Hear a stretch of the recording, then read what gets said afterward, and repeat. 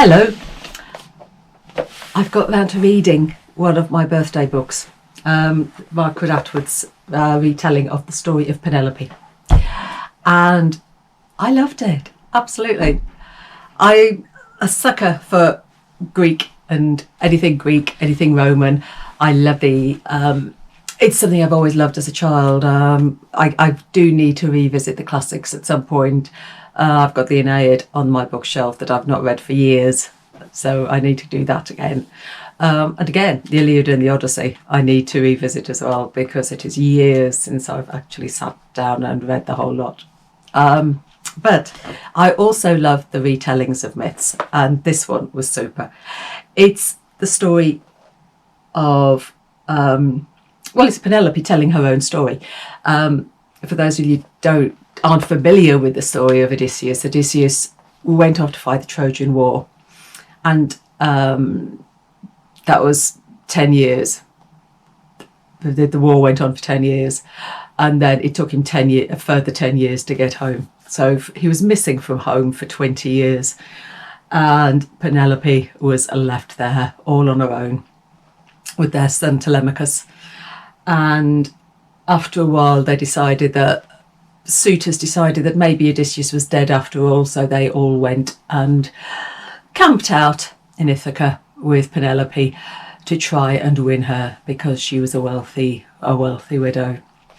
And it's her story, her telling her story. And in this version, she is looking back. She's in the spirit world. She's been dead for years and years and years and years and years. And she decides to tell her story because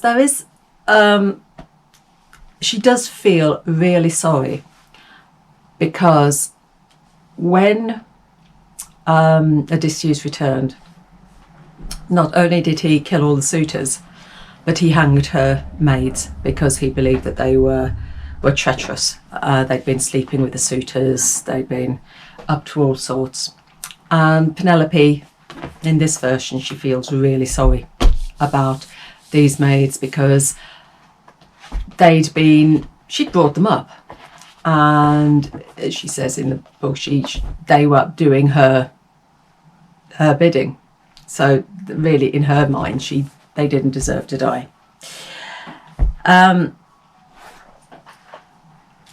What I loved about this was Penelope's voice. She's sassy. Her voice is so clear. And you also get the impression that all these myths about Odysseus, about sort of being taken, living with goddesses and killing Cyclops. She thinks, was it all true? Or was it really a barroom brawl, or did he just take up with one of the barmaids?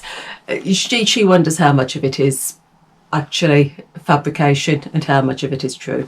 And you get this sort of almost disbelief when she's telling these parts. Whoa, dropped it 1 second and I will disappear under the table. There, back again. The Greek drama, they have made use of chorus. You'd have these groups of people coming in and sort of speaking the chorus, telling part of the story. And this is what happens in here. She uses the 12 maidens, the 12 hanged maidens, as a chorus, and they have their own little chapters when they do a poem, a verse.